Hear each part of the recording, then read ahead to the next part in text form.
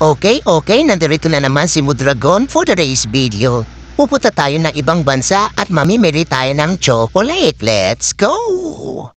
Located po ito sa Chocolate Hills. Charot! Malapit lang po siya sa Jollibee Tondo at Simbahan ng Tondo. At ever and ever. Charot. Basta hanapin nyo na lang banda dun. Iba't ibang klase po ang mga tinda nila ditong chocolate. Meron din po sila mga Korean noodles, mga Korean drinks like soju, ganon. At saka mura lang po yung mga paninda nilang chocolate dito. At hindi po mahal. Di siya mahal ng asawa niya. Sarot. Pero mga Mudragon, legit ang sarap ng mga chocolates nila. Mas masarap pa sa jowa mo.